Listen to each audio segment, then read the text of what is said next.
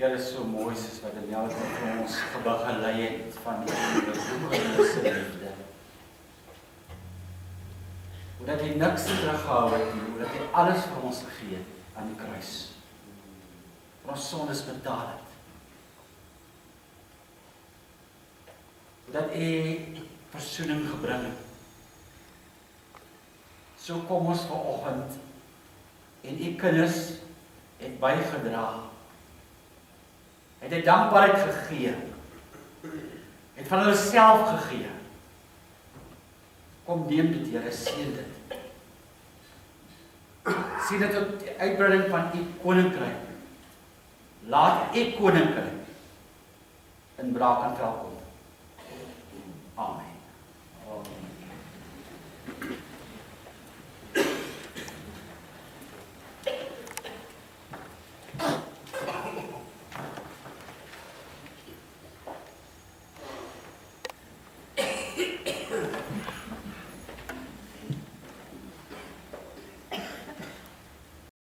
Het is my voorreg om vanmôre iemand aan u bekend te stel wat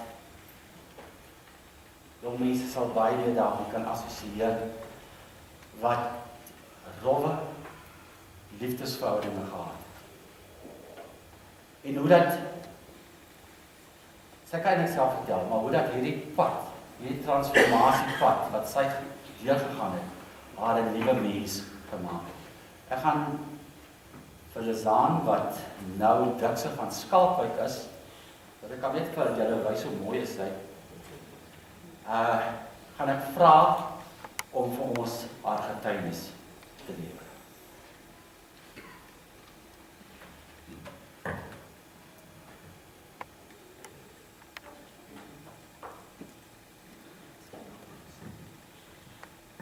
Goeiemôre almal.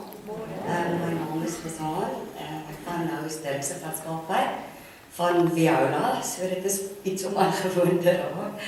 Maar ek wil net vir julle sê, dis my 'n ongelooflike voorreg om vandag hier te kan staan en om te kan deel die pad wat ek gehad het. Dit was 'n verskriklike moeilike tyd in my lewe. My droom was altyd op 24 om getroud te wees en alles uitbeplan, kinders, die hele lot. En dit het nie vir my so uitgewerk nie. Ek het 9 jaar, 2 bitter moeilike verhoudings gehad, waarby ek gedink het, ek weet nie wat die pad uit is nie, wat doen ek verkeerd, wat is fout met my? Ek het swaar tye gehad, en my familie het my verskriklik geondersteun deur haar pad, en ek kon nie verstaan het hoekom dit met my moes gebeur het nie, maar ek verstaan vandag. Dit was nie altyd maklik nie, maar toe ek op die ouen van die dag, op die ouderdom van 30, my man vandag ontmoet het, het ek 100% verstaan. Want sy eerste woorde aan my was, dit was die tweede dag van ons bedryf gegaan het, was dit, jy is die vrou wat God vir my gestuur het. Jy is die een vir wie ek gebid het. En ek het hoendervleis gekry, want in my dagboek het ek my gebed neergepen, en dis wat ek ook oor gebid het, vir presies dieselfde. Ek kon dit nie glo nie, want deur soveel seer en soveel jare van wat jy wil moet opgee, het ek myself gesê, byt net vas. Jy kan dit doen. En deur middel van God het ek dit gedoen. Hy het die regte persoon vir my gestuur, nie op 24 nie, maar ek het getrou op 32. En dit was absoluut die moeite werd om te wag vir hom. En deur al die krake het hy, wat ook vir God in sy hart het hy saam met my, soos die pottebakker, vir my weer kom heel maak, vir my saam met my die pad gestap. Sodat ek en hy, toe ons mekaar ontmoet het ons geweet, dit is die regte persoon vir ons. En ek kan nie genoeg dankbaar wees daarvoor nie. 'n Mens wil opgee, ek verstaan dit. En jy raak ongelooflik hartseer as alles verbrokkel in jou lewe en jy voel daar's nie 'n uitweg nie. Maar moenie ophou glo nie. Geloof is regtig iets ongelooflik. En moenie ophou bid vir die persoon wat God vir jou stuur nie. Ons wil dalk iemand hê wat 'n prentjie mooi is, maar die een wat God vir jou stuur is die een wat uit sy hart uitkom, wat ook vir God self lief het. En vandag is ons getroud en die ongelooflikste ding is dat wat het God toe gedoen? Hy het 'n goeie sin vir humor, by the way. Hy het toe dat my man nou saam met my ex-kerel werk en hulle deel 'n kamer. Hulle is kamermaats, want God wil ook so vir my gesê, vergewe hom. Moenie met hom kwaad meer wees nie. Die lewe het verander en ek het nou vir jou die regte man gestuur. So, ja, sy sin vir humor is fantasties en vandag sit ek met 'n goudmyn en ons albei dien die Here en dit is die mees ongelooflikste ding. So ek is baie bevoorreg om hier te kan staan en dit te kan deel en vir almal wat deur 'n moeilike tyd gaan, maak 'n saam, tweede huwelik, jong, verlief, daar is hoop en daar's altyd iemand wat God vir jou gaan stuur. En as jy klaar daar is, wees bitter dankbaar daarvoor elke dag in jou lewe.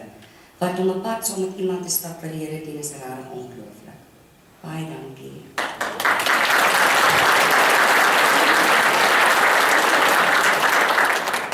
Ek wil nou vir Zaan korreksies bring wat ek gekry het in hierdie gemeente.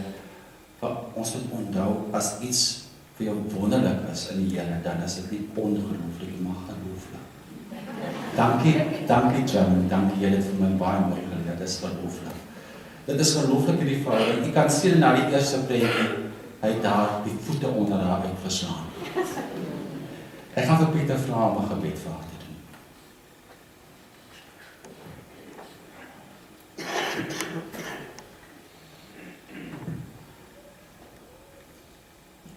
Here, baie dankie vir hierdie wonderlike getuienis wat oor Lizaan se lippe vanoggend gekom het. Vader, dankie dat ons kon hoor by haar dat niks, dat geen lewe te stikkend kan wees vir U om te kom heel maak. Here Jesus, ek bid dat U vir altyd die God sal wees wat hierdie nuwe lewe wat U vir hom gegee het, in een stuk sal hou. Dankie Here vir die man wat U ook vir haar in haar lewe gestuur het. 'n Man wat U dien, Here. Ons loof en ons prys U daarvoor. Ek bid Here Jesus dat U altyd die God sal wees wat hierdie huwelik ook, Here, in lengte van dae en mekaar sal hou. Seën hulle huwelik, Here. En die Gees kom vul hulle bekers met die lewende water. Dat Lizaan haar getuienis vir nog baie mense sal bring, 'n bemoediging sal wees vir hulle wie se lewens stikkend is. En mag hulle huwelik, Here, 'n getuienis wees vir een en elkeen, dat as U, Here Jesus, in die middel van die huwelik is, dan kan niks en niemand hulle uit mekaar uitdryf nie. Ons loof en ons prys daarvoor. Seën vir Lizaan, seën haar man, seën hulle lewe saam. Amen.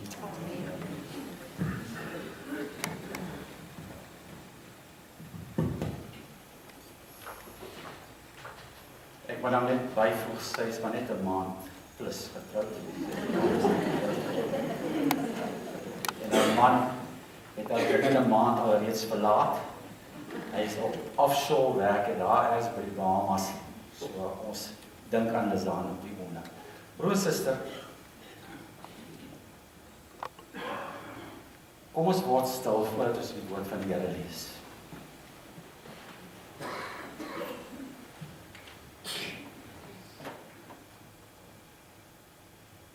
Dit is seker die allerheiligste oomblik in die erediens, Here. Wanneer U woord oopgaan en U met ons praat.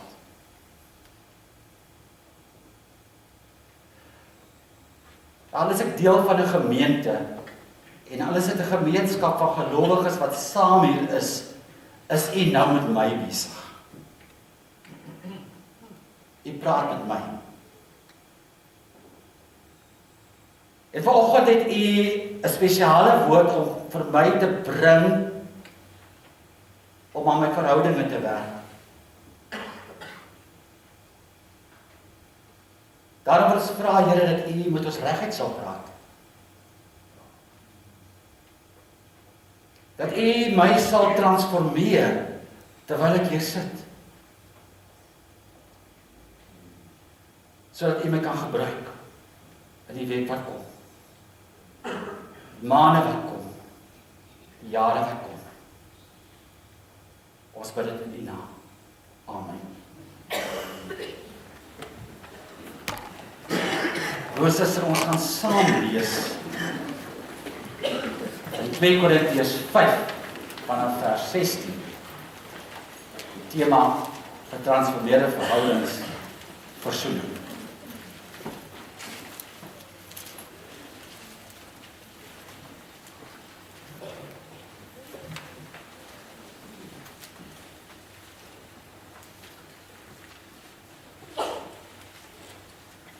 Ons beoordeel dus van nou af niemand meer volgens menslike maatstaf nie. Al het ons Christus vroeger volgens menslike maatstaf beoordeel, nou beoordeel ons hom nie meer so nie. Iemand wat aan Christus behoort, is 'n nuwe mens. Die ou is verby, die nuwe het gekom. Jy kan jouself sien die before en die after. Dit alles is die werk van God. Hy het ons deur Christus met homself versoen en aan ons die bediening van die versoening toevertrou. Die boodskap van versoening bestaan daarin dat God deur Christus die wêreld met homself versoen het en die mense hulle oortredinge nie toereken nie. Die boodskap van versoening het hy aan ons toevertrou. Ons tree dus op as gesandte van Christus. En dit is God wat deur ons 'n beroep op julle doen. Ons smeek julle namens Christus. Aanvaar die versoening met God wat hy bewerk het. Christus was sonder sonde, maar God het hom in ons plek as sondaar behandel sodat ons deur ons eenheid met Christus, deur God, vrygespreek kan wees.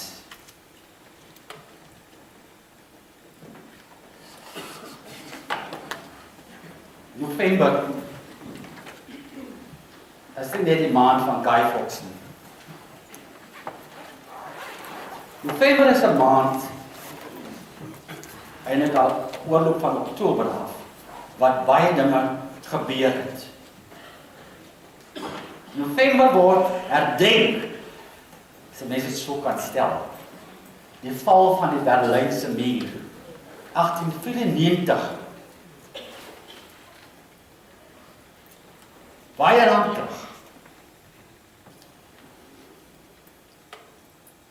Was daar baie konflik en verdeling in die stad Berlyn.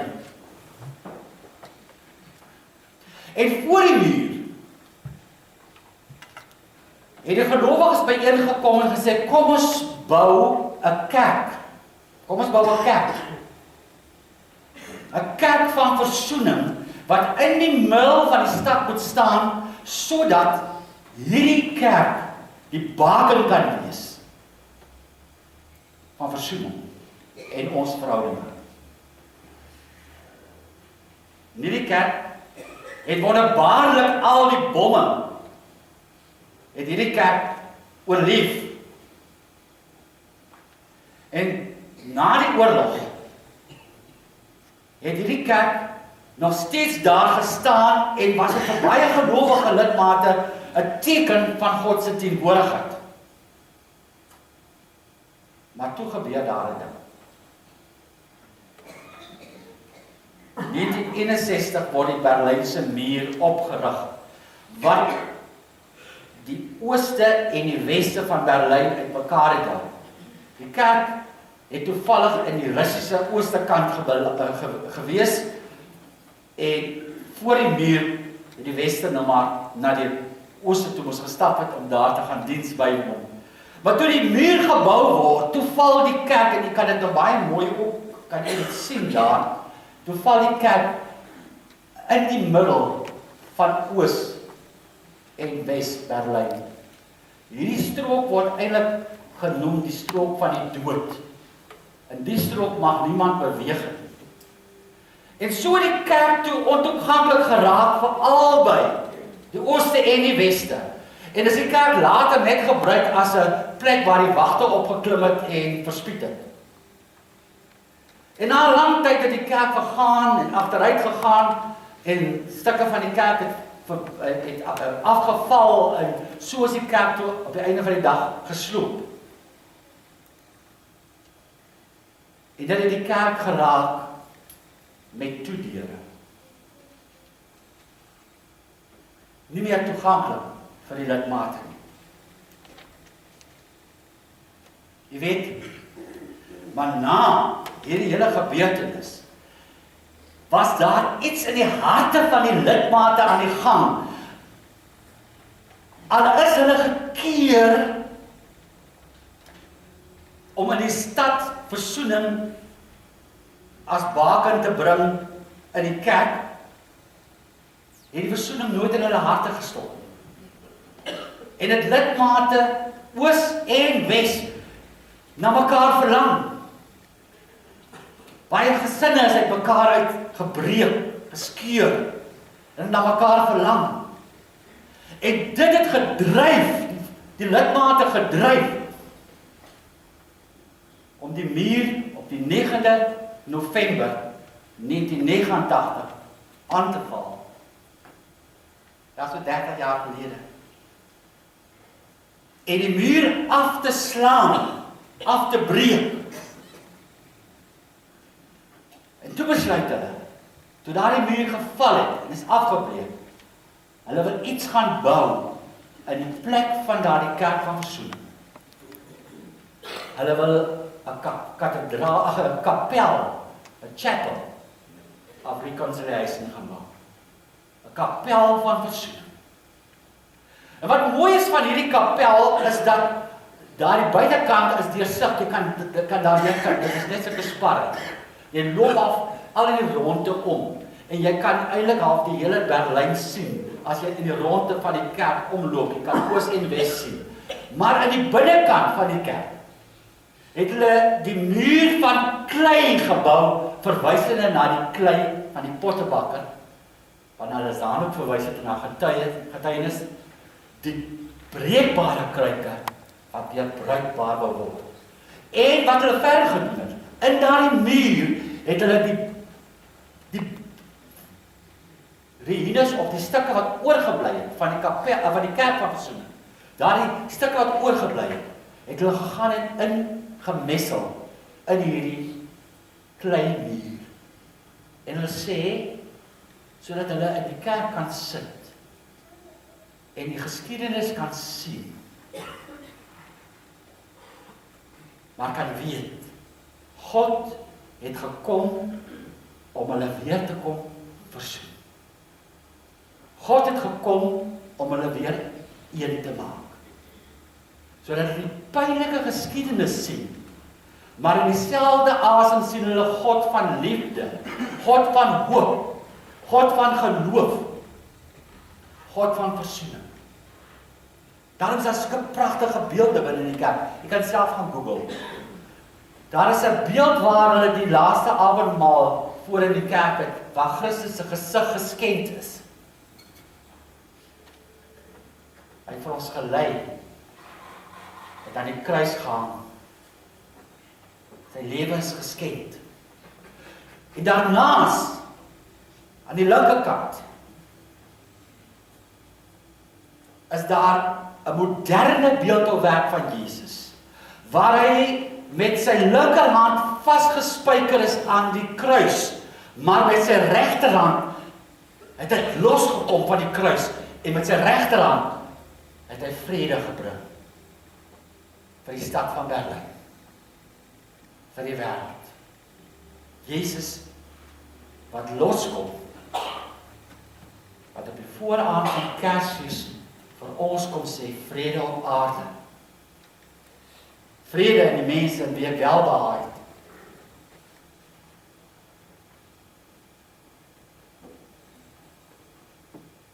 Paulus praat in Efesiërs 2 vers 14. Dat hy ook gesien het, hoe dat God die middelmuur van skeiding kom verwyder in Jesus Christus. En in Jesus Christus kom die Here en Hy maak Jood en nie Jood een. Man en vrou, slaaf, eienaar. Want Jezus steek die hand van vrede uit. Die middelmuur van ras en klas en onverdraagsaamheid en vyandskap en skeidsmure wat ons uit mekaar uitdryf. Miskien ook in die huwelik. Jesus se bloed. His reckless love, wat Daniel van ons so mooi begelei het. Bring vergifnis. Bring vrede. Bring versoening. Daarom eindig ons hierdie jaar, die kerklike jaar, ook op hierdie gepaste trant, met 'n seisoen van vrede op aarde, met 'n seisoen van versoening wat aanbreek. Ons eindig hierdie jaar op 'n gepaste wyse, want hierdie jaar was dit 'n moeilike jaar.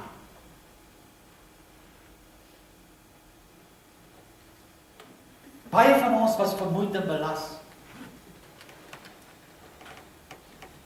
Baie het uitgeroep en net gister het ek WhatsApp gekry van iemand wat vir my sê, daar is 'n nuwe ding wat aan die kom is. En dit is 'n vreeslike kontrepsie, maar hulle gaan in jou handpalm, gaan hulle 'n chip sit. Ek het dit nie geverifieer, so ek kan nou nie dit eintlik sê dit is waar nie. Maar wat die persoon onderaan sê is, die eindtye is hier. Openbaring, se eindtye is hier. Dis 'n moeilike jaar, van moordenaars, moordsteeds, verkragters, verkrag. Dis 'n moeilike jaar, want die weermag sukkel nou nog om bende geweld te stuit. Dis 'n moeilike jaar, want aan die een kant sê BMW het hulle waglys vir die X7. Maar aan die ander kant, is daar duisende mense wat honger gaan slaap. Dit is 'n moeilike jaar, want 30.000 werkers kry meer as 1 miljoen rand in die staatsdiens. Die miljoene is werkloos. Dit is 'n moeilike jaar, want ons treindienste sukkel. Ons krane het droog geloop. En beerdkrag het ons krag kom haal. Dit is 'n moeilike jaar. So dat die NG-predikant van Kolini besluit het op 'n dag tot hier toe en nie verder. En in 'n dorp waar daar geweldige rassespanning is, gaan roep hy uit alle oorde mense bymekaar en sê, kom op, as die slaggate van Kolini regmaak. Kom, laat ons die waterpype wat lek herstel. Kom ons begin 'n bou op wat afgebreek is. Dis 'n jaar waarin 'n Gordons Bay se meisie R100 ontvang by 'n petroljog. Dis 'n jaar waarin daar koerant toegedaaide pakkies van hoop van die boervroue gestuur word. Maar dis ook 'n jaar waarin die DStv dekodeerde stukkende grap is. Wat er weer aangesit is. Dat is die wêreldbeker raak.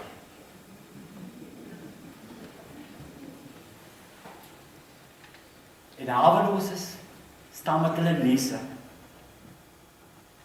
op die winkel se stoep en kyk sonder klank na die wêreldbeker raak op die display TV's.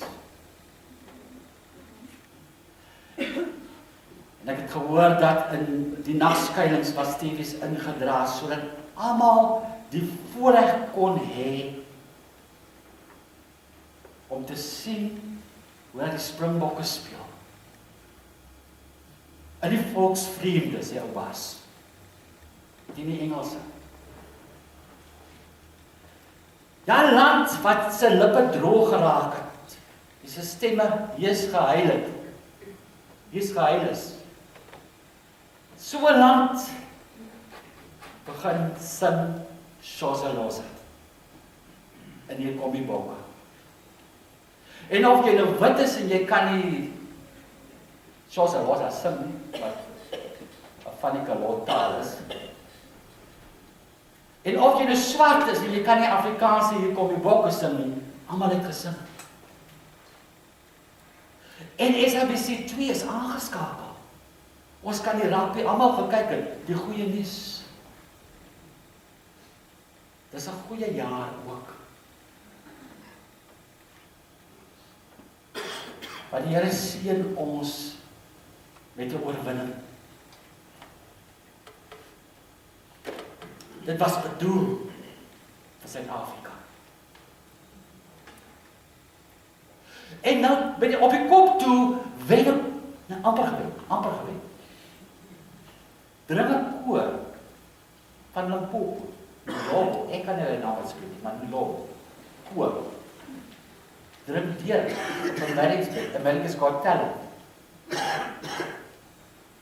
Dis 'n goeie jaar wat die Here wil transformasie vir Suid-Afrika gee. Hy wil hê dat die sterwende woorde van die Bybel weer op ons lippe geneem moet word.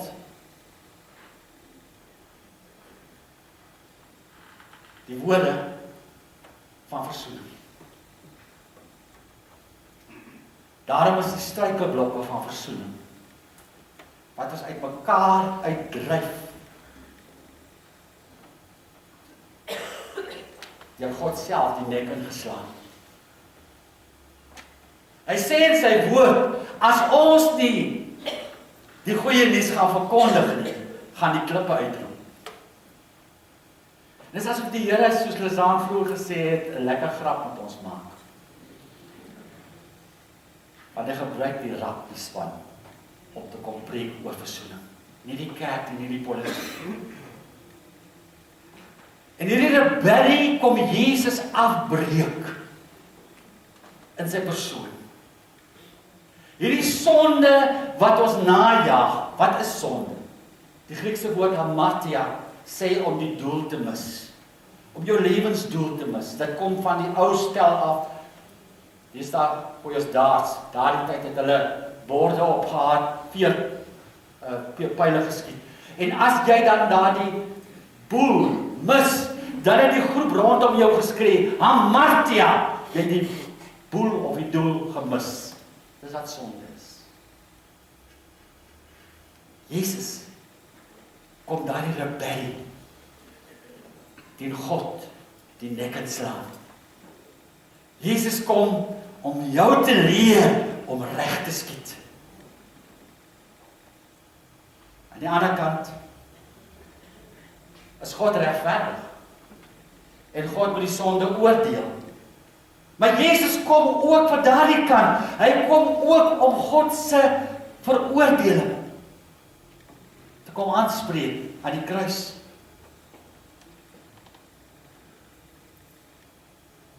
Paulus vertel ons egter dat in Jesus se dood God van sy oordeel afsien. Omdat hy Jesus vir ons sonde gestraf het. Dis waarom Jesus sy regterhand losgekom het van die kruis af. En ook sy linkerhand.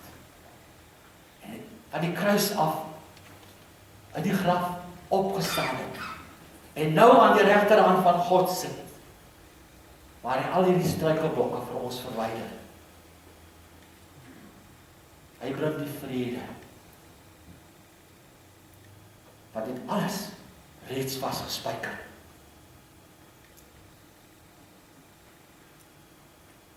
Versoening, gaan nie hulle name noem nie, hulle weet wie hulle is. Die 2 lidmate net hier, as jy nog sien, dat jy nou rondkijk, as hulle lag, dat weet jy wie dit is. Het net ook vir my gesê, ek gaan nou preek oor versoening vanmorgen en oor verhoudinge. Maar hulle weet daar maar nie. Daar by hulle werk gaan hulle dan maar hof. Hulle weet dan maar nie eintlik of hulle die ding gaan regkry. Ek wil vir hulle sê, julle gaan nie regkry. Want God het dit regkry. Laat God toe om deur jou dit reg te kry in jou werkskring. Laat God harder spreek as jou eie wil. Ek het nou hierdie hele preek voorberei en jy weet wat gebeur met my Vrydag. Ek kom nie na die kerkkantoor toe om 'n paar dinge te gaan doen. Dis 'n warm dag. En toe ek inry, toe sien ek daar's nog vir my 'n kolletjie daar bo by die boom op, wat ek lekker onder die skaduwee kan gaan parkeer. En terwyl ek so aanry, toe kom daar 'n motor verby my gery. En ek gaan vat my kolletjie. Dis my kolletjie, ek het hom eers gesien. En terwyl ek so kwaad raak, toe stop die bestuursraad se voorsitter, Quentin, hier langs my. Toe kan ek nog nie eers sê wat ek wou sê. Want as ek by werk kom. En ek sê vir Quentin, kan jy dit nou glo? Daar stop nou, nee, ek gaan nie sê wat, onder daardie boom, en hy vat my kolletjie. Maar nou het ek was oor versoening berei, so ek sal nou maar net vir hom gaan sê, goeiemôre meneer, gaan dit goed met jou? Want hy daar doodlag, want hy weet, ek was in 'n strip gewees, dat die Uber-ryer nou my voorgespring het. Hy hoort nie eers op die kerk te ry nie. Ek het al die dinge reg om vir hom te gaan sê. Maar die Here herinner my daaraan, plaas 'n wag vir hom. Dis nie die moeite werd. Dan staan jy maar in die son. Versoening is God se werk. Versoening is wanneer God kom en hy vergewe my. Ja, hy is die regter wat my veroordeel vir my sonde. Hy vergewe my. Hy spreek my vry as regter. Maar weet wat doen hy nog? As regter klim hy af van die bank af. Regsbank af en hy stap na my toe en hy sê met maat, kom eet vanaand by my, gaan vanaand tuis by my. Hy nooi my in sy kring. Dis versoening. Daarom is versoening die een kant vryspraak, maar aan die ander kant is dit 'n verhouding. Dis 'n verhouding. En ons kry die opdrag om hierdie versoening te gaan uitleef. Ons kry die opdrag om as nuwe mens, Matteus 28, Handelinge 1, om uit te gaan en die vrede te gaan verkondig. Die boodskap van versoening te gaan demonstreer. Jy moet die beeld raak van versoening. Jy moet die bemarker raak van versoening, sê 2 Korintiërs 5. Jy moet die verteenwoordiger raak. Jy moet die gesant raak. Jy moet die ambassadeur raak. Jy tree namens God op in hierdie wêreld. Dis jou verantwoordelikheid. Natuurlik moet jy dit jouself beleef het. Jy moet jouself daaraan glo. Dit werk met enige ding wat jy bemark so, behalwe as jy bestaan aan werk. Jy gaan en jy gaan verkoop 'n produk waaraan jy glo. Met versoening werk hetselfde. God werk is in jou hart. Hy verander is jou beeld. En nou raak jy 'n beelddraer. Al wat jy moet doen, maak toe jou mond. Moenie te vinnig praat. As jy nie kan sien nie, hou op vervloek. Franciscus van Assisi het dit beleef toe hy gesê het en ons het dit vroeër gesing, Lord, make me an instrument of your peace. Waar 'n hart is, laat dit liefde sal. Dis die een bediening wat ons almal aan behoort. In hierdie gemeente behoort ons almal aan die bediening van die versoening. En weet jy wie die voorsitter is van daardie bedieningsraad? God self. Daarom dien hy op die bestuurspan. Ek wil einde van die diens te kom en ek wil graag dit prakties demonstreer deur vir 2 van ons nuwe lede op te roep. En dit is vir Carol en vir Henriette, vir hulle op te roep om saam met my hier te kom staan en hulle te bevestig. Henriette word bevestig in die bediening, die alimentasiebediening, en Carol word as bestuursraad lid bevestig.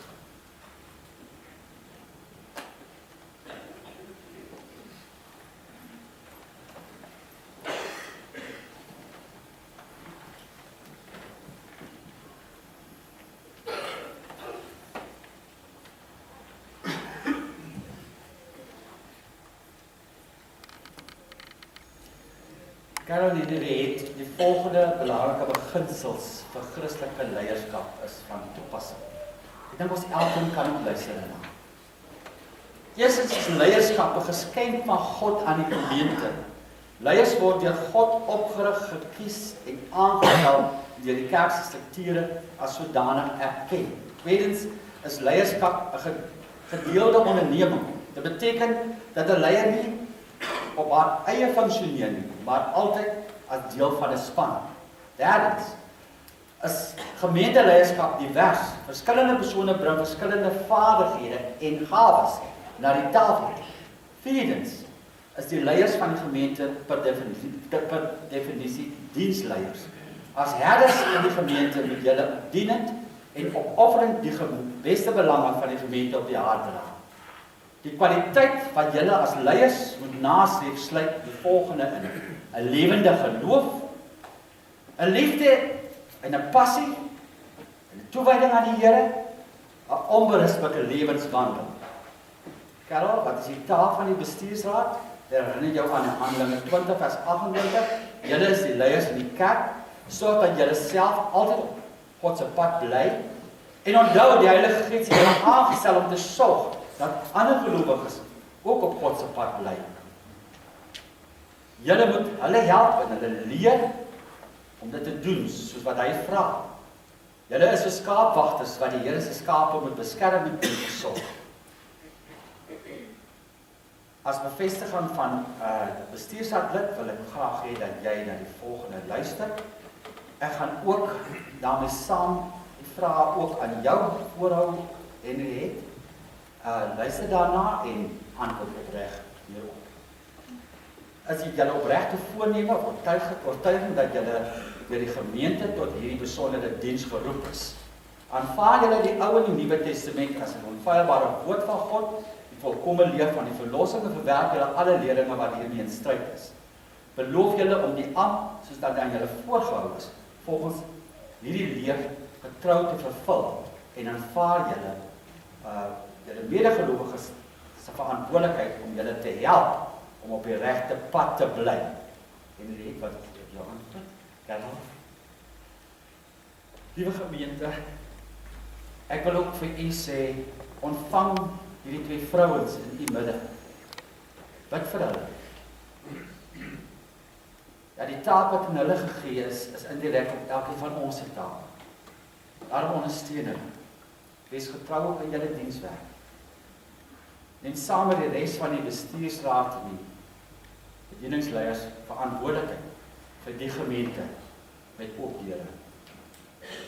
Werk saam met die totale leierspan sodat God se koninkryk sal kom. Ek wil net vra dat die bestuursraadslede wat teenwoordig vanoggend is, dit namens die gemeente ook 'n handdruk vir Carol en vir Henriette.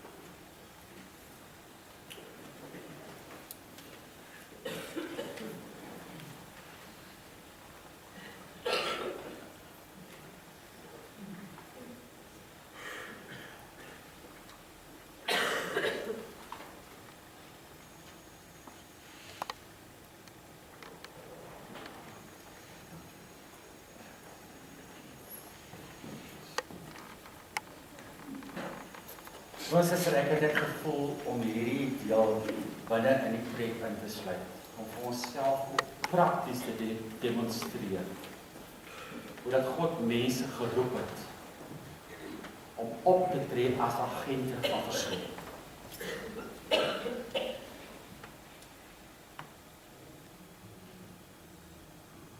Ons het gehoor in die begin van 'n gemeente wat se deure toegegaan het, wat gesloop is, afgebreek is. Ons, as gemeente Heidekoppie, leef en beweeg in die gemeente en oop deure. Wat 'n wonderlike voorreg. U weet as u baas vir u sê, ek het 'n oop deur benadering, dat daar al klare beter band tussen u en die baas is, werkgewer is. Of as u 'n werkgewer is en die deur is oop, dan is daar klaar 'n noue verhouding met die werknemers. In hierdie gemeente het dit ons identiteit geraak dat ons oop deure het. Na buite wil ons uitgaan, uitreik, die vrede gaan verkondig.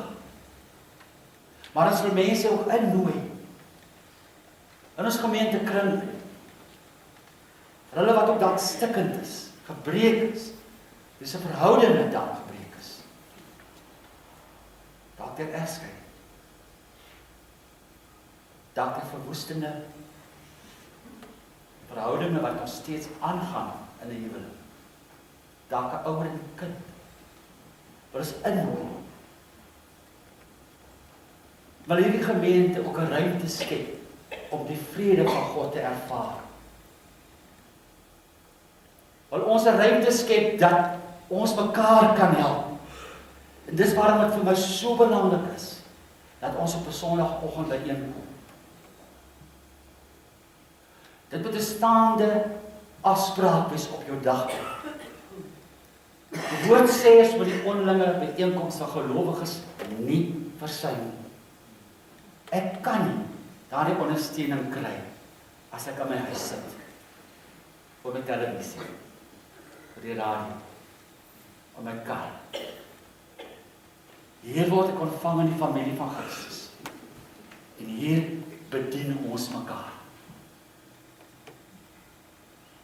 En dit spoel oor. Dit spoel oor na die groter deel buitekant. Die gemeente met die oop deur. Dit spoel oor in die gemeenskap van Brackenfell. Sodat ons almal die goue beker kan lig. Sodat ons almal oorwinnaars kan wees. Sodat ons almal Shoseloza kan sing. En ons almal kan sing hier kom die bokke, maar in dieselfde tyd kan almal ook sing op berge en in dale en oral is God. Dat gaan maak dat ek kan oorloop vanuit hierdie gemeente na 'n senior burger toe. Wie nie die plak wat stikkend is, kan herstel nie. En ek hoor daarvan en ek gaan maak dit vir haar reg. Of 'n weduwee wat die taakies by die huis kan doen nie. Dit gaan maak dat ek kan oorstap en sê ek gaan vergeet en ek gaan verdra en ek gaan verdien en ek gaan dit uit my verstand uit sit. Die dilemmas en die stuurs en die taxi-drywers en die mense wat by koeltoe plekkie vat by die kerk, gaan ek uit my brein uit sit. Die sien dit dan by nog altyd, nee. Ek kan besluit. Sodat ek kan opstaan en sê, ek gaan eerder na die sokkombuis by Lazarus stoor.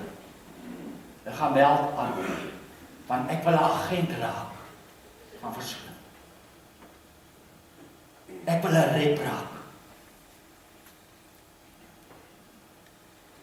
So transformeer ons.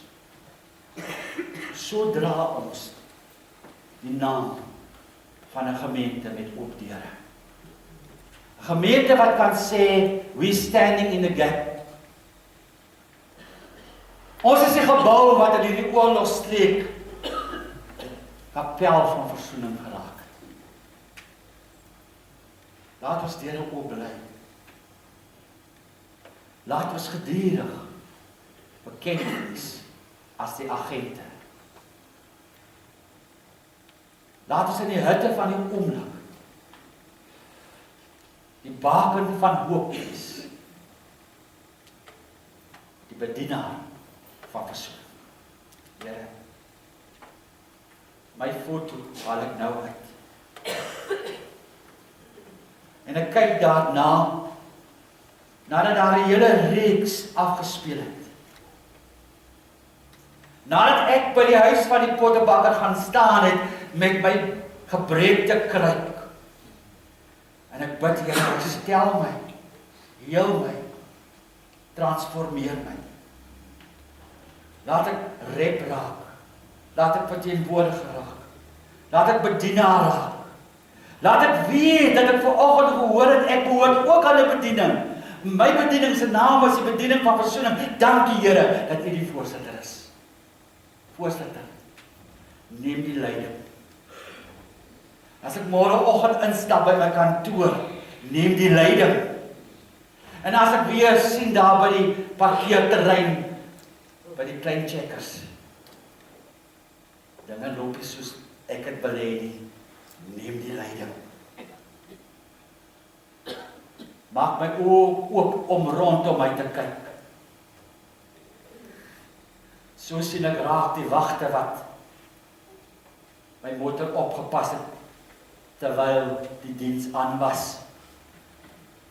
En ek loop na hom toe en ek gee hom my hand en sê, wat is jou naam? Want ek wil vir jou bid op jou naam. So sien ek die polisiemanne raak. Manne in die gevangenisdienste.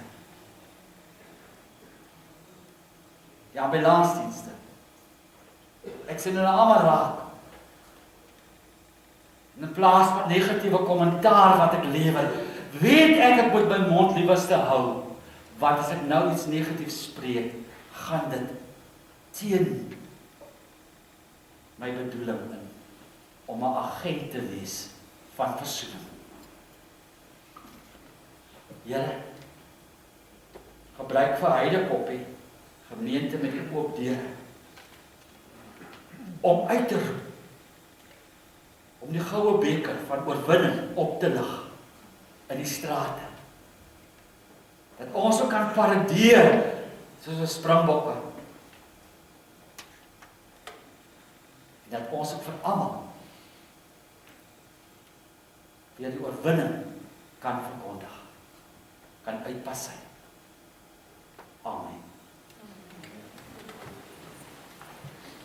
Ons gaan 'n slotlied saam sing.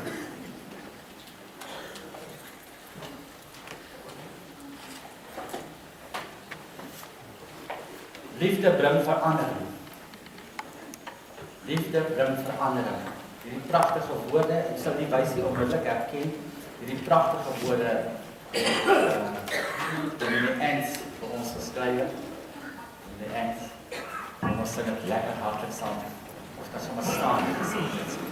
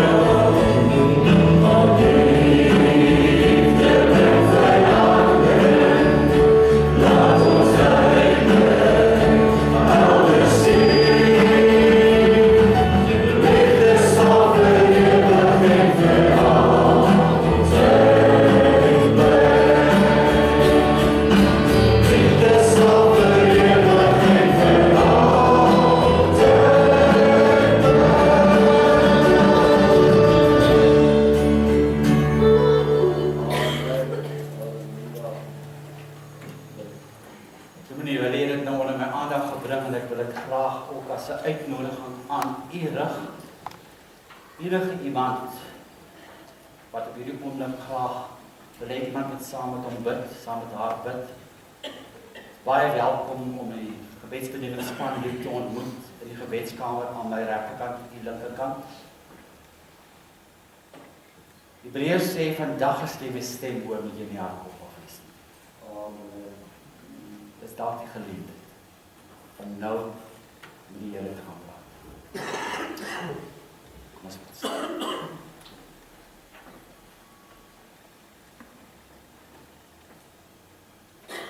Mag die genade van die Here Jesus Christus en die liefde van God en die gemeenskap met sy Heilige Gees met elkeen van u wees en bly. Amen. Amen. Ek wil net Lelani word môre 36. Kom ons gee vir Lelani 'n lekker hand.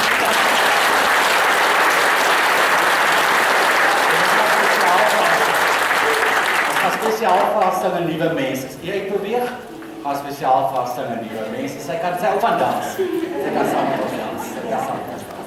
Mooi dag vir julle.